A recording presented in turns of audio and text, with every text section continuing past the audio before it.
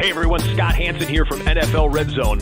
I hope you're checking out 1 hour of 5 Yard Rush, one of the best podcasts on NFL football in the UK.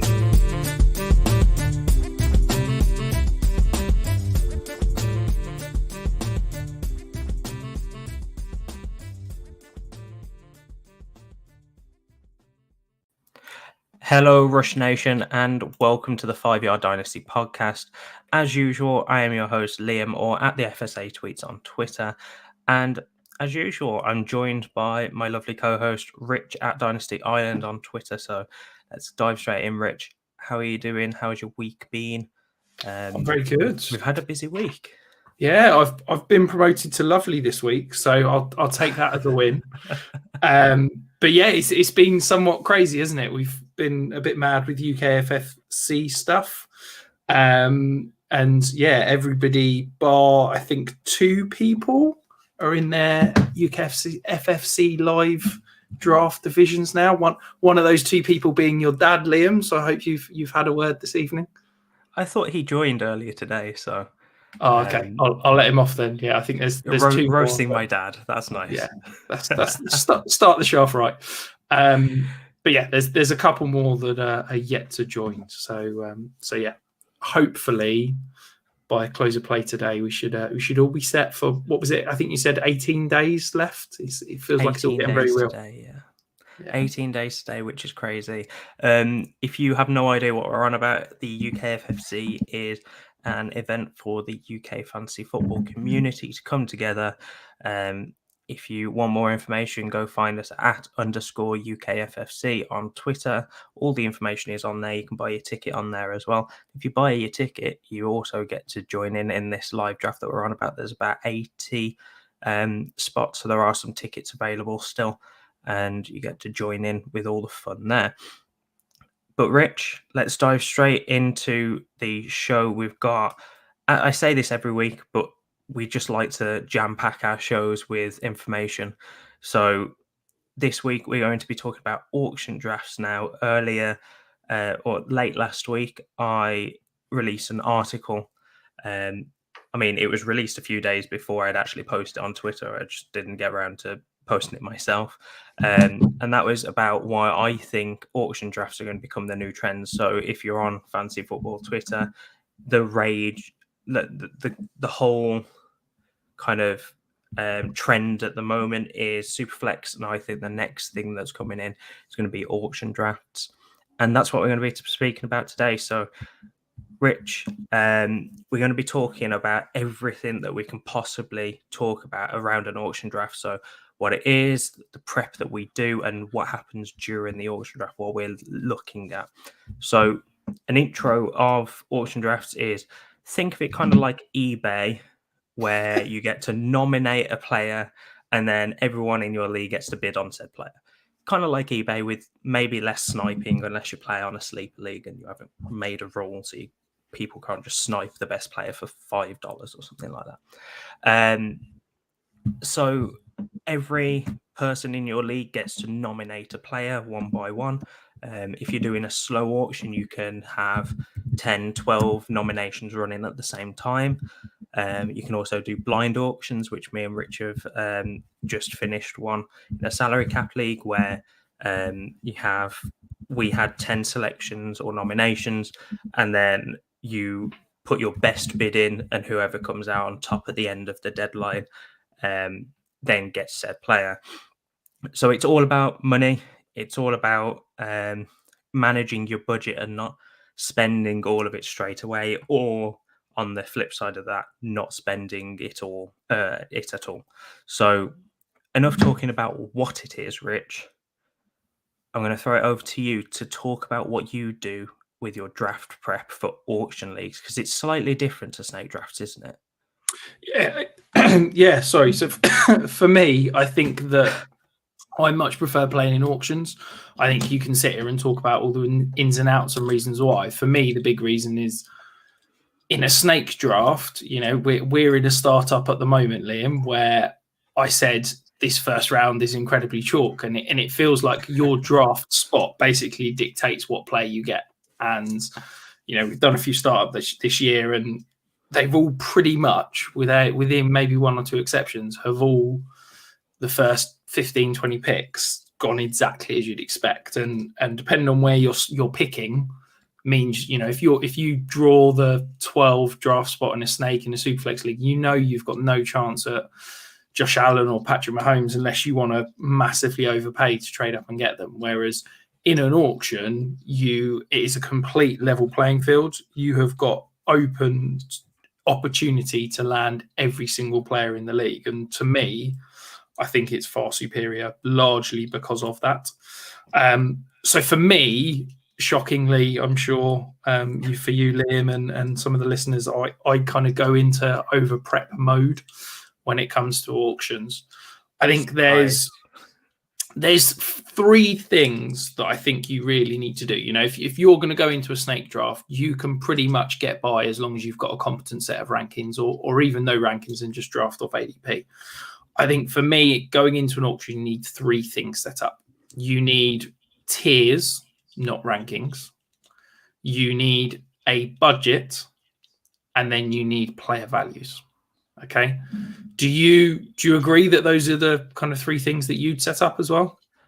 Yes, so I'm very much similar in that aspect. The one thing I will say is if I have two players within a tier and they are slightly different, say one's at $50, one's at $48 in my values, but they're in the same tier, I don't mind overpaying slightly for that $48 to go up to the 50 if I miss out on the higher valued player in that aspect.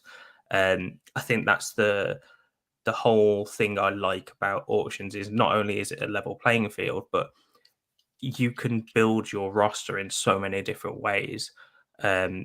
And if you do decide to skip out on a player early because you think he's going too high, but you have someone similar in that similar tier, that you can basically bid what you would have bid on the other one and still come out with the same roster you were kind of expecting. It's just slightly different player in the same tier. Yeah, pretty much. So to cover off, I guess let's walk through these points maybe one at a time, Liam. So you've covered off tiers quite nicely there. Obviously, tiers, basically what we're saying is it's a list of rankings, but you've got a group of players. Maybe, your running back tiers is you've got Jonathan Taylor as your tier one, but then you've got your tier two, for me, could be DeAndre Swift, Najee Harris, Breece Hall, and they're all in a tier. And basically you're saying that those second set of three are similar in value and therefore, in theory, should go similar values in kind of the auction. Budgeting. Now, this for me is absolutely crucial. And I think this is where people fall down most in auction drafts. For me, what I do is I will budget what I want to spend on every roster spot before an auction. A couple of things I will do. What I will start with is I will start with 10% of my budget unassigned, because I think it's really critical that in the first, whether it's a fast auction, half an hour, whether it's a slow auction, the first couple of days, you have a little bit of leeway to move things around. I think that I would then go through my roster spot and work out how many bench roster spots I'm comfortable assigning to a $1 player, for example. Or, if you can get a $0 player, then great. Most draft formats don't allow that. That will then give me a remaining pool, and I will basically work through what I consider the most valuable positions and try and assign the remaining budget for that position. So, if it's a $200 budget, maybe I'm assigning $50 to QB1, $50 to QB2, and then $30 to wide receiver 1. That means I've spent $130 of my dollars on 3 players. But that then means I've got 70 for the rest of my roster. And I think this is a really good way of you trying to balance out to see what happens if you overspend. You've kind of got to account for it elsewhere. Do you set up in a similar way when it comes to kind of budgeting for an auction? Yeah, I wish I did it in a slightly different way so I could explain that, but no, it's the exact same way. And I think with that method, it really, as you said, shows you that if you have overspent somewhere, you've got to recoup that somewhere else. And vice versa, if you underspend on getting your QB1, then you can overspend somewhere else. But the issue with this method is that by doing this, you are kind of shoehorning yourself into certain positions. So say, Rich, that you want to, in a $200 budget auction, you want to spend, I don't know, I'm going off the top of my head, so these values may not be correct, but you go over, say, a $90 quarterback. That could be one of the top elite assets. But if you miss out on all of those top elite assets, then you're going to be getting someone else. And that doesn't mean necessarily that just because you budgeted 90 there, doesn't mean you spend 90 on that player. You've got to lower that budget and then try and go for a better asset elsewhere to what you budgeted. Just because you've budgeted a certain amount at each position doesn't mean that's what you've got to spend regardless of who the player is. And that's a big balancing act that I know a lot of people do struggle with, because even though there's the budget there, you've also got your player values you've got to play on all the way through the draft, and every draft's different. I'm sure we'll come on to that in a minute, but every draft has its different values. Some drafts will not value your top 24 wide receivers in a normal manner. It might be that your top 5 elite guys are much more valued compared to other guys, like your lower remaining wide receiver 19 group in that group. So without going too much into that part, budgeting wise, that is how I do it. But you've always got to take into account those player values as well. Yeah, I think that's key, isn't it? We talk about a budget. It is a movable budget. It's not a fixed budget. And I think that's the key piece that I would say to anyone going in an auction draft is have your budget, but make sure you're adjusting that budget live. You know, if you're getting a player undervalued, great. That means you've got more money to spend elsewhere, but assign it in your budget. If you overspend somewhere, you need to then take that money from another position that you've adopted. If you've assigned $50 to a quarterback and the first 10 quarterbacks all go for $60, say, and you're like, I don't want to spend $50 on a QB2, then that's fine. Just drop down to, $40 budget in that quarterback. Don't overspend for an average player, which I think brings us quite nicely onto the player values piece. And I think that, that is critical. And to me, the player values help me set a budget. So how do you go about, Liam, assigning your kind of player values within your rankings and tiers? So with me, I tend to look at the rosters that I prefer in terms of, if I look at my player values and I'm looking at my budget, am I more inclined to have a truly elite quarterback one, so like a Josh Allen, Patrick Mahomes, someone in that top 5 tier, and then have an okay QB2 with upside or something along those lines? Or do I really want 2 very equal quarterback 1 and quarterback 2, someone like I suppose like an Aaron Rodgers and a Matthew Stafford? Which one am I more comfortable with? The same goes for wide receivers. Am I more comfortable in having multiple wide receiver 2s with upside, or am I more inclined to go for that elite wide receiver 1 and then someone like a DJ Moore that is, or a Terry McLaurin that is kind of more like a consistent wide receiver 2? Because even though those 2 players, when combined, will make the same as multiple wide receiver 1s with upside, kind of like a T. Higgins, a Pittman at the moment, someone like that. If you combine those 2 sets of players together, in value-wise, they're probably about the same. But which side am I more comfortable with? And personally, I'm more comfortable with the 2, like a T. Higgins and a Pittman, that have the upside of being in that top 12, but also aren't just going to be a consistent, or in my opinion, don't think that they're going to be a consistent wide receiver 2. And I build my entire roster and my entire budget around that. And then when I come to my player values, that's when I can really look at who I prefer in those roles. So the upside roles, the consistent players and stuff like that. How do you go about assigning, you've got a $200 budget. How do you decide what Josh Allen, his budget, his value should be? Do you go budget, I've got $40 for a QB1, or do you say, in my eyes, Josh Allen's worth 42, Patrick Mahomes is worth 41, Joe Burrow's worth 35? Like, how do you work that out as such? So I know it's slightly different for you because you already have trade values in your Dynasty Survival Kit, which if you can't find it, go find Rich on Twitter and DM him. He'll send you the link. And it's easier for you because you've already got those values down. But for people that don't, especially if they don't have rankings themselves, go to places like Fantasy Pros where you can find some auction like rankings and values themselves. I know that I'd assume that DLF have something similar, Rich. They've got a startup auction tool which will produce values for you. So a lot of people have them. If they don't, then you can even go to a trade calculator and kind of do some backwards engineering on that if you really want to go down that route.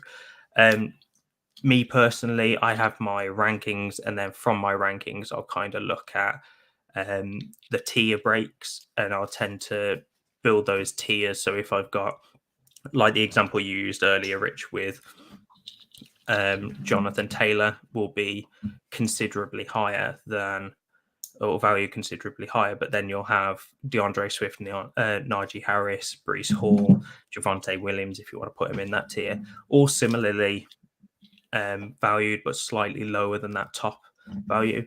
It really does come down to the budget of the auction, because I did a $500 startup auction, and that really changed a lot of values, because I find people are a lot more spend happy in higher budget drafts, because they see the money and they're like, oh, I can use all of this, and then don't realize how that plays into a budget. Whereas if someone's in a $200 or even a $100 budget, then they tend not to spend as much early. But going back to your original point of how do I assign player values, it comes down to rankings mostly. And I also look at the type of team that I want to build beforehand. So even though I always say go in flexible, don't always go in with a strategy behind your team. So if you want, as I said earlier, an elite quarterback 1 and then a lesser quarterback 2, or whether you want 2 closer together, I think you kind of got to do that in an auction. But you can still be flexible within that, because you can still move to the other side of it if the value is there. But I kind of build it around that. So if I want a truly elite quarterback 1 and a lower quarterback 2, I'll see a bigger gap between those 2 assets, because I kind of assume that the elite asset is going to be costed and budgeted for a lot more to make sure I get them.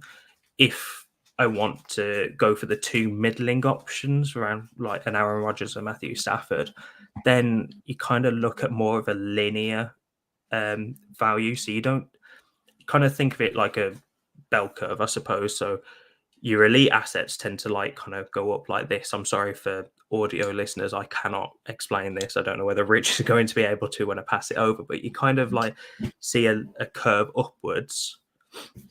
But if you want 2 more middling assets, you kind of see more of a general gradient slide. Rich, I'm going to pass it over to you because I just feel like I've talked and not really said much.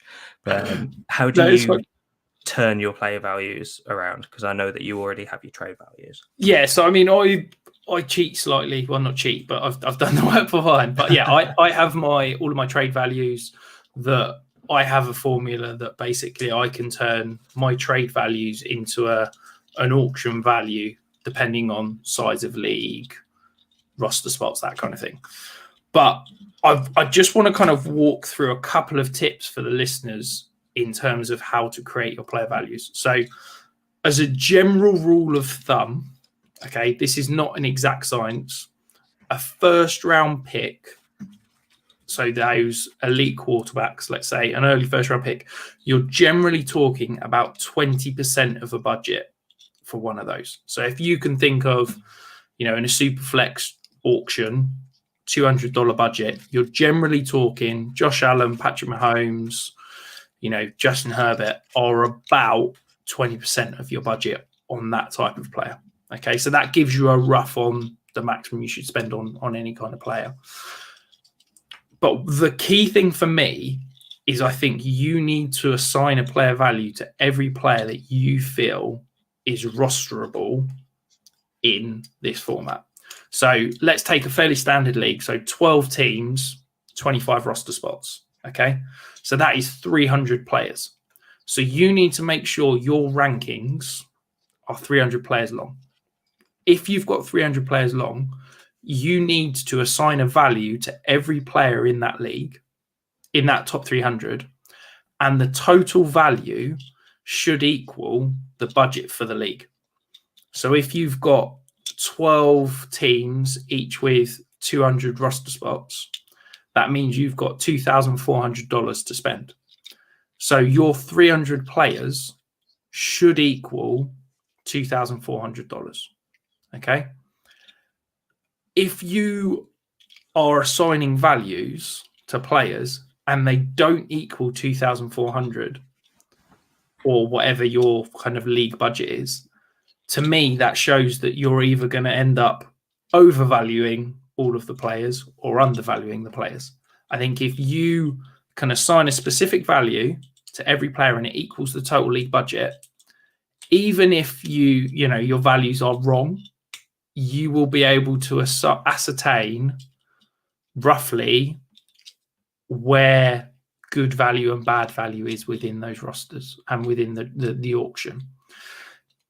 Yes, it will take a bit of time to work through that top 300 and assign value, but I think it is really worthwhile process being done.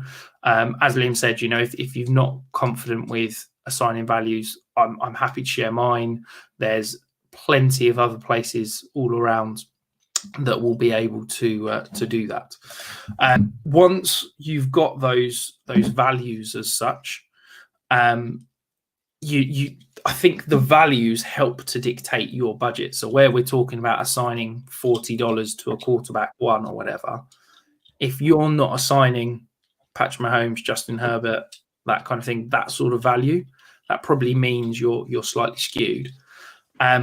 But I also think that those values need to be slightly flexible. If you're sitting there saying, right, I'm going to assign the elite quarterbacks a $30 value, but they all go in the first round of bids for $50, $60, that means that your numbers are slightly skewed. So you can adjust your player values for, those elite guys, make them, this is actually what they were, the price was that they went for.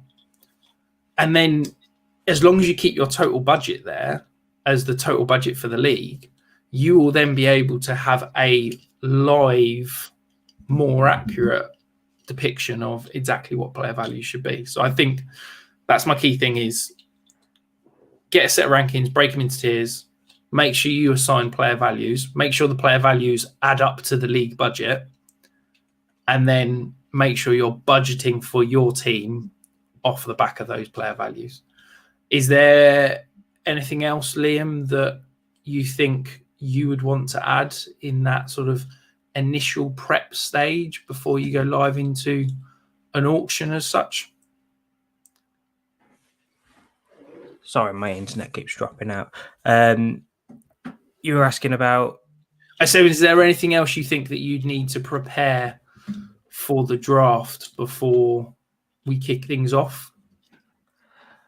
No, I think you've covered everything pretty well there. I think prep-wise, I think we've covered everything. The only thing I will say is be confident in your prep.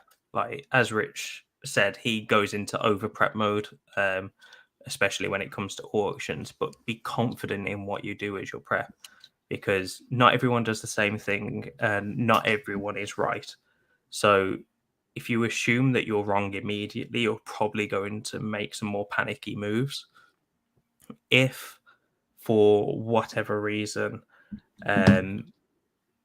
you end up panicking, then that's probably where people will take advantage of you in those drafts, and you'll start overpaying for players. But that is kind of coming on to the next segment, which is during the draft, how you react. So before we dive into the during the draft, can I just give two, I guess, big tips but massive bugbears that I think are key to remember for any auction? Okay, so if you are in a live auction, okay, whether that be slow, whether that be fast, something that there is a continuous bid, and by this I mean not basically a blind auction. Two things I think you should do, and well, one thing you should do and one thing you should never do. The first thing you should do is throw out players in terms of your nominations. Nominate players that you think you are lower than consensus on, but are high value. Because what you want to do early is try to eliminate as much budget from your competitors as possible, but you want to essentially throw out players that you think will get overbid and overpaid compared to your values. So if there's a player, you know, an elite player that you're slightly lower than consensus on, so I feel like I always hate on this guy, but for example, he's only in my mind because he's just signed a new contract, but Terry McLaurin, that's always a guy that I'm going to throw out early. Same with Stephon Diggs, because I'm a lot lower than consensus on those guys. But I know that somebody in my leagues are going to like those two players. So I'm going to throw them out early. The second do not ever do is try and bid up on a player. Okay? Never bid $1 on a player that you are not willing to win. Okay? So if you are, I don't know, say Patrick Mahomes is on currently on the clock for $50. You value him at 50. You've budgeted him at 50. Someone's going to win him at 50. Personally, and Liam's shaking his head here, so maybe Liam disagrees, I am never, ever, ever clicking bid on $51 because I think that is bad practice.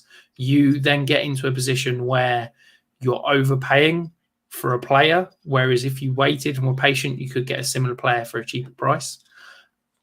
And all you're doing is trying to raise up the price for a competitor, but they could be doing the same thing to you. And as soon as you click bid, you're like, right, I'm going to bid him up. He really likes this guy. He could just stop bidding. And then you're left overpaying for a guy.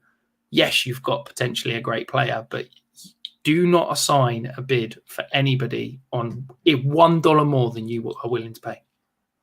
Do you disagree? No, I agree when you got through the full thing. I was disagreeing with the way that you explained it to start with.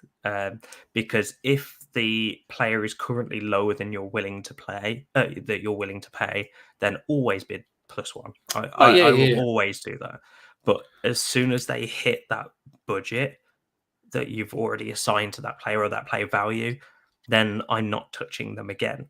There are a few, and I mean a few tiny exceptions, and I tend to do this in leagues where I know certain people rather than in leagues where I don't know anyone. And that is where I know that people like players more than I do. So I always pick on him because he's a great laugh. But Paul Picken with Elijah Mitchell, I would bid him up a little bit more than I would be willing to pay for because I know that Paul would want him more. But that is the only reason I do it. But then there's the one draft that you do, and he'll be like, yeah, I'm not going to take Elijah Mitchell this draft. And then you end up overpaying for a player that you don't want. But I think it really comes down to your player values. And this is what I mean about knowing the person that you're trying to bid up. Because if I do that to Paul, I know that Paul in his rankings has Elijah Mitchell at least 7 spots higher than I do. So I know that regardless of what my bid is, if I'm 2 or 3 above what I'm putting in or what I've budgeted or valued Elijah Mitchell on, I know that Paul will always pay that. But what happens if it's going into one draft where the one draft where he turns around and is like, I've got enough Elijah Mitchell shares, I don't want any more. I'm not going to bid on Elijah Mitchell. And then you're ended up paying $3 more than you want for Elijah Mitchell. And you've just wasted $3 and got a player that you don't particularly want. Again, I understand your point, but I'm talking about a person that I know, and I know that Paul doesn't think like that. Sorry, Paul, I feel like I'm ripping on you, but I'm not, I promise. But I know that Paul will want Elijah Mitchell at a value. If I consider that as his max value, I know that Paul will want or will have assigned him a tiny bit more than I have.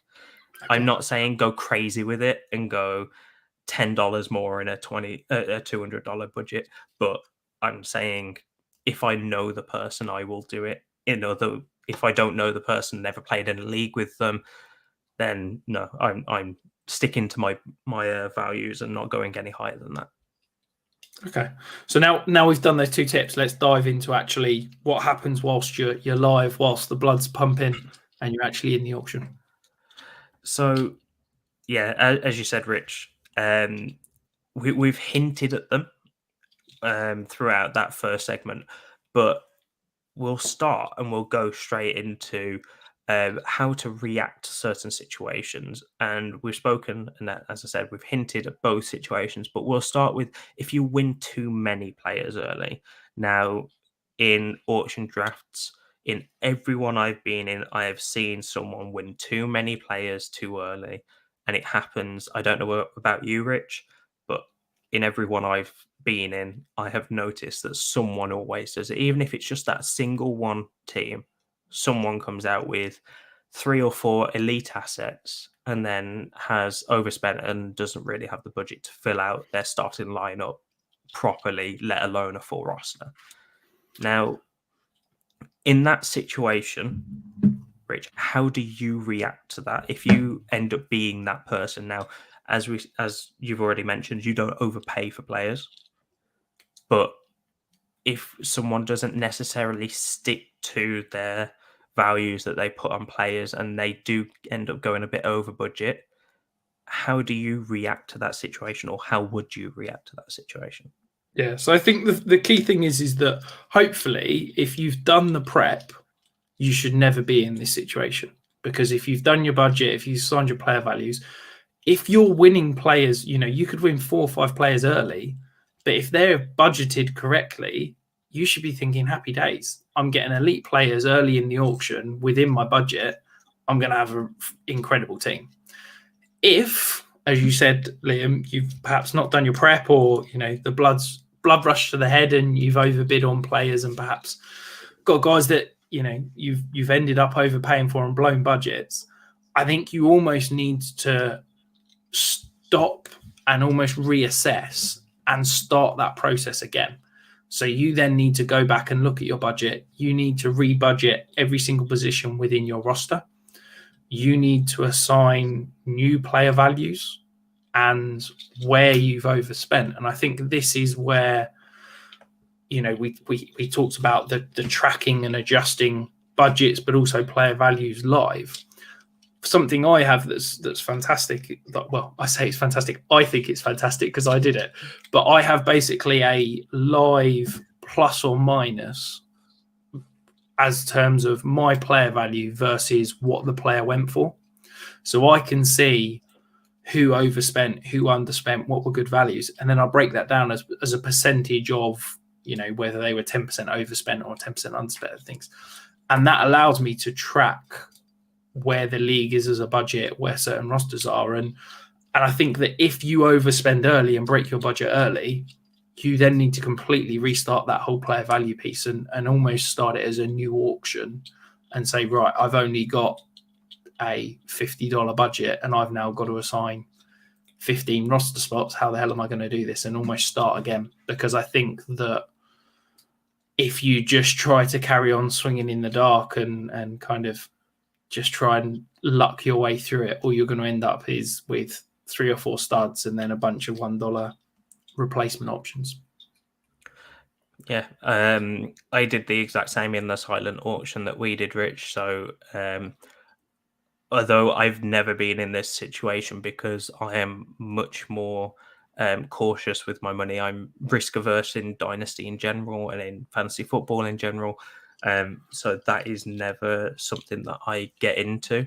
But in the silent auction we did, I won no players. I think I was maybe the second to last, if not the last person to actually win a player, because I was taking the first 3 to 4 rounds of nominations and putting them into my spreadsheet of, okay, how off are my rank, or how off are my values compared to the leagues, and what is it going to look like in 5-6 rounds time, and kind of figure out and try and predict the future. And I think that's my biggest tip in auction, although it's not necessarily relevant to what we're talking about in this question right now, is I tend to take a sit back and kind of relax for the first at least 12 nominations or the first round of nominations. So if it's 12-team league, first 12, and I will see what the player values look like.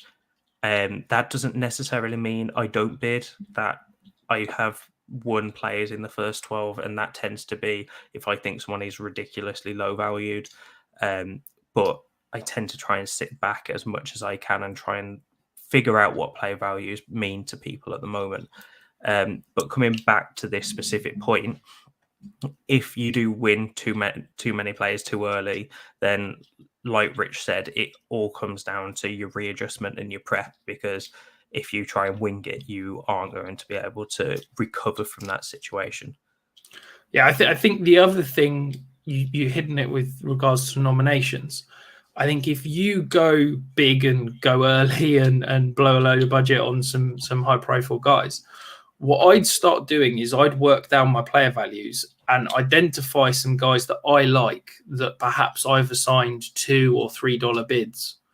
And I'd start throwing those out as my nominations in the hope that I can get them for maybe $1 or things like that. And I'd start trying to almost fill out the end of my bench, and every player that I can sort of fill on my bench then allows me a little bit more confidence on spending on those remaining starters. And I'd almost try and inverse fill my roster. I've got my studs. Right now I'm going to fill out my bench. And through that process, yes, I will try and fill out my starters if the value comes up. But for my nominations, I'm going cheap. I think that's a very interesting concept, and I've never really thought about it. But that is only a win-win situation. You're either getting players cheaper than you possibly budgeted for. So if you are throwing those $2-3 players out and you're getting them for a smaller amount, maybe $1, because no one wants to spend that early, then that's brilliant. You're inverse filling your roster, as you said. On the flip side to that, I think while people have money, and especially if people haven't done the same prep or a more thorough prep process, they're going to bid a little bit more than you. And even though, yeah, it might be $4-5 in terms of like a bench spot, that is a lot to put on a bench spot that you maybe had budgeted at around $2 to $3. It may not seem like a lot, but I think it's only a win-win situation there, because you're either getting people to overpay or you're probably getting them for around your budget, if not a little bit less. I don't think there's that middle ground of getting them bang on. Yeah, and this is where, we talked about with my spreadsheet, I have the plus minus in terms of a dollar value, but I have that percentage value as well, because I think that is so important. A $1 overspend on Patrick Mahomes, who costs $50, for example, that's not that much. But a $1 overspend on an end of bench roster player that you should be spending $1 for and are spending $2 on, that's a massive overspend. So if you start throwing out those cheaper guys and you start either, as you said, getting some great values or churning bench roster spots at higher values, if you're spending $3, $4, $5 on a $200 budget, that guy should probably be in flex conversation with you. And if you're throwing out some really cheap guys, that means that person's assigning essentially flex value to a guy that should be a bench spot. And I think it's a nice, easy way to, as I said, either get great values or churn other people's roster spots. So flipping it on its head then, Liam, you hinted at it earlier with the auction bid, the slow auction, blind auction that we've been doing. How do you react if, the first 2-3 rounds of auction have gone past and you've literally not won anyone? You're sitting there thinking, have I got my values completely wrong because I've won nothing?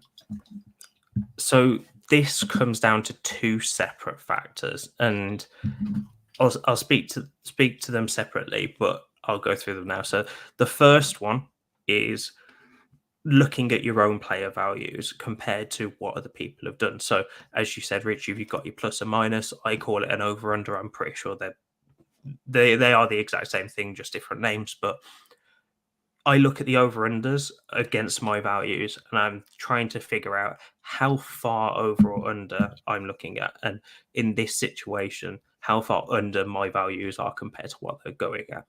Now, that's only part of the equation. The second part is how much of the budget of the league has been spent. Because if people are paying $10 over a player that you've got budgeted, that could be the actual value that you should have assigned to that player for this league, because every league has a different value scale.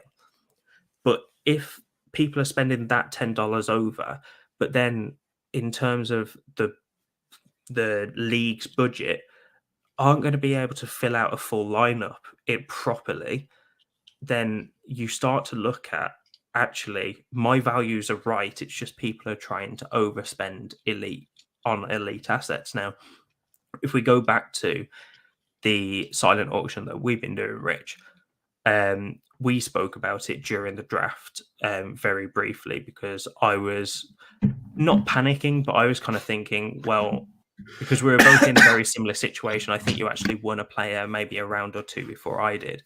But I was kind of like, are my player values really that off? And then I remember you putting in the sleeper chat that the amount of roster spots that had gone was something like 20%, but then the amount of league spend was about 35% of budget. No, it was more than that. It was like 50. I can't remember what it was. It was like 50 or 60% of budget for like 15% of roster spots. It was obscene, the amount of money that went early.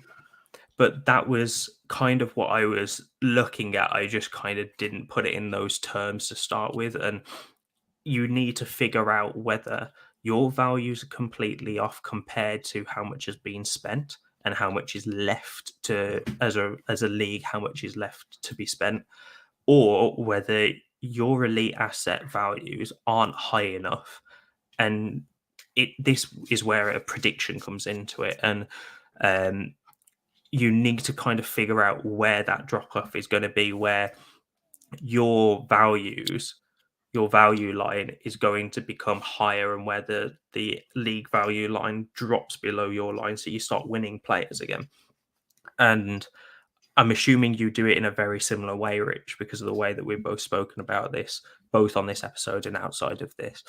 But if you match those and you notice that the league is overspending on these elite assets and not going to be able to fill out a proper roster or a decent enough roster to compete, then you can wait and try and pick up guys later on. So in the silent auction that we did, I waited and ended up picking up some other guys like Garrett Wilson, Juju Smith-Schuster and Bateman, and guys that I liked and I knew that I would like a little bit more than the rest. But they were in round 7, 8, maybe even later than that, where I knew that loads of people had overspent and I had a bit more of the budget, so I could end up kind of like recouping that value. And as I said earlier, it kind of comes down to how you prefer your rosters, because if you like that elite asset at the start and then a lesser asset as your QB2 in a quarterback aspect, or whether you want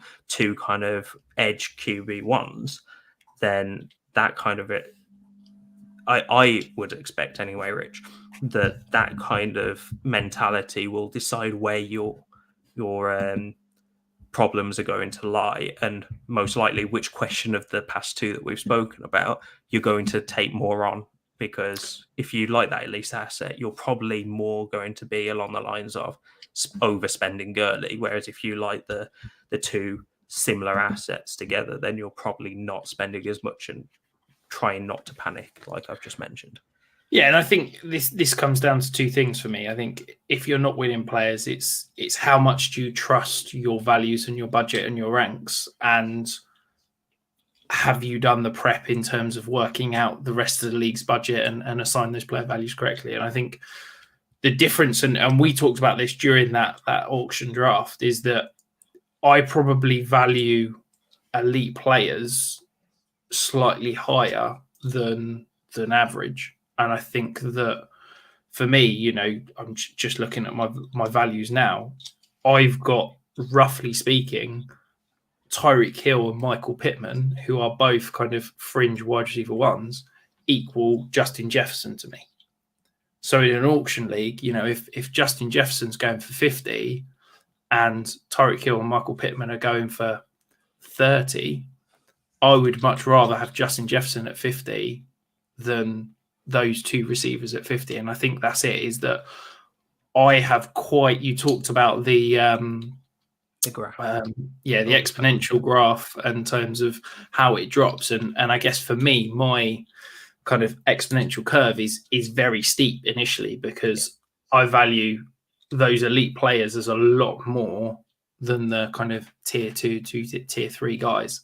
So this comes back to, if you've done the prep, if you assign those values correctly, then, you know, and you don't need to be scared necessarily about values, because it doesn't matter what values you assign. You know, you could literally walk down and go 50, 49, 48, 47 and work your way down players. You know, as long as you're assigning a value, all that means is, at the end of the day, there will come a point in the auction where you are getting values, and you, as long as all your, you know, we talked about earlier, all your player values add up to the total budgets, you're going to get a point where there will be value in the draft and you will recoup. It's just, don't panic. I think the key thing I can take out of all of this is, in an auction draft, you need to react, you need to act accordingly, but you can't panic. And I think that's probably the number one rule. Yeah, as soon as you panic, that is the end of your draft, because you'll make some quick decisions that probably aren't the best. And the big thing about auction drafts is, once you're out of the draft doesn't really mean much. And I think that is a huge thing people tend to miss. Like in snake drafts, you tend to have the, oh, but I took him at the 305 and your pick was the 307 or something along those lines, and I wouldn't do a 1-for-1 trade. And to me, once I get out of an auction draft, it doesn't really matter how much I spent on a player, because so long as it's not massively apart, because to me, someone that is nominated within the first 12 nominations and then goes for, say, $50, and then someone that goes 3-4 round of nominations later and goes for $50, they speak two different stories to me. It's not necessarily a 305 and a 307 or whatever that snake draft equivalent would be. I think in auctions, with the round of nominations going on and on and on, I think that's where two different stories form, and you either getting an underpay or an overpay somewhere. But once you get out of that draft, it becomes player values. It doesn't become what you necessarily spent during that draft. Yeah, completely agree. So, Rich, one thing that we've kind of hinted at, but I wanted to talk about a little bit more, is how do you adjust? So you've mentioned your over under, your plus and minus column that you've got in your spreadsheet, but it's fine having that information and saying, okay, someone spent 10% more on Patrick Mahomes, but how do you use that information on, say, Joe Burrow when he comes up on the nomination block? Do you immediately adjust, or do you wait for a bit more of a data set? How do you adjust to that information that you gain? So for me, The true answer is I don't, because I trust my player values and I know that I've got them worked out, and I rely on that, so I'm fine with that. If I didn't have that, this is where going back to the tiered system works. Is that, if you were to say there is a tier of, let's say for argument's sake, 6 elite quarterbacks, okay?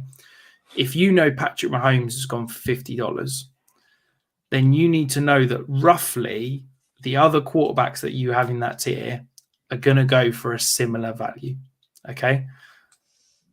Now, the key thing is that what you don't want to be is you don't want to be bidding on the last player in that tier, because you normally find that is where those players, if it's the last elite quarterback one, suddenly they'll probably go for more than any of the others, because you've got multiple people scrambling to get one of those elite quarterbacks.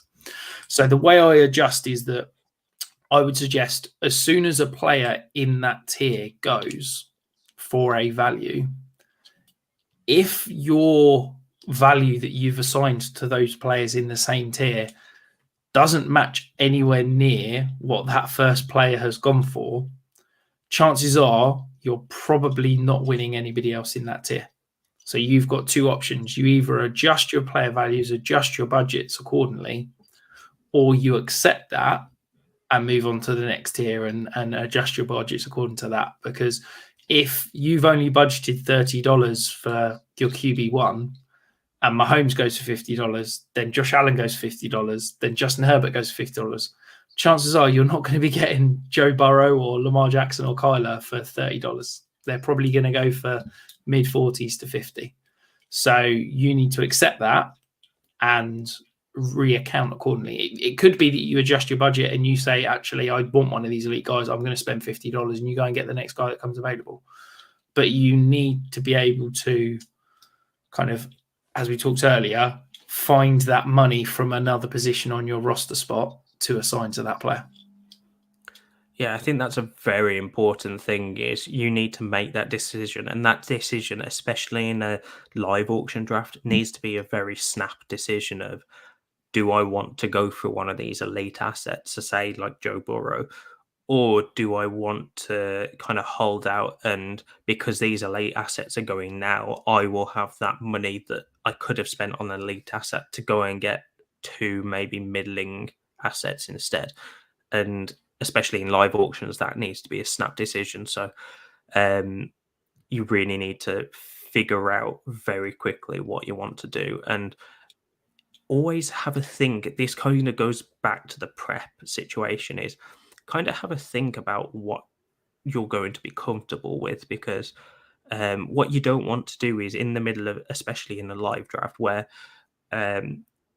all those players, all the numbers are flying around your head, what you don't want to do is make a decision and then immediately regret it, because then that's going to play on your mind rather than how to fix it. Now, personally, as I said, I don't really move away from getting two of the middling guys unless I can get a value elsewhere. But you really need to have kind of a think before, even if it's just a very short conversation with yourself of, do I like my roster when it looks like A or B? And if I can get the value for A, even though I may not like it as much, do I want to do that? And kind of have in your mind already, if you get a Joe Burrow, are you looking at a Kenny Pickett and Mac Jones? Like, who are you targeting to pair up with that asset that you get for example, Joe Burrow? And vice versa, if you pivot away, you kind of need to know what you want to look at roughly. I'm not saying that you have to go and get those players at all costs. I'm just saying you need to kind of think about making sure that that is who you want to go and get. So you don't pivot and then have no idea what you're pivoting to after that guy. Rich, is there anything else that you want? A lot of numbers for people and a lot of theory behind auction drafts. I'm sure that we could both talk about this topic for hours, because there's so many intricacies and that only experience kind of plays on. But is there anything else that you wanted to cover? No, not at all. I think, hopefully it's a slightly different podcast for us. Hopefully, it wasn't too dry and people were able to follow along. I think, look, if you've never done an auction draft before, I would highly recommend you get involved in one. I'll be honest, we've just finished one, and having this conversation makes me want to go and join another one. So, yeah, maybe if you're thinking about wanting to join an auction league, maybe drop me a DM, and I'm sure I can be persuaded at starting one. I think it's a far superior, it is incredible format, and I think if you've never done it, I would highly recommend you try it, because it is, for me, the way forward, certainly.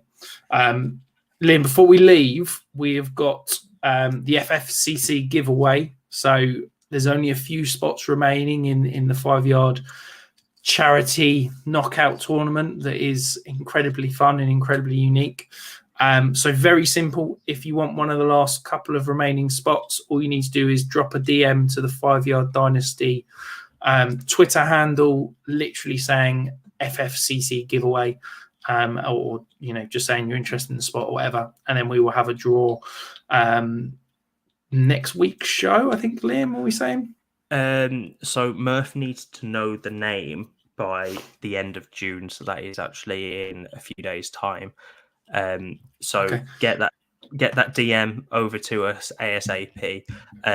If you are listening to this before the deadline, Murph has told me that this spot will be in the same division as BJ Ruddle of Pro Football Network and Kyle Yates, formerly of Fancy Pros, and he's got his own playbook now. So if you want to play against those two, drop us a DM. Let's do a deadline then, Liam. We will say 9 p.m. on Wednesday the 29th is the deadline to drop us a DM by. So if you're listening to this the day that it goes out in podcast form, get us a DM, and you could be playing against one of those two, or both of those in your division, and maybe even have your first matchup against them.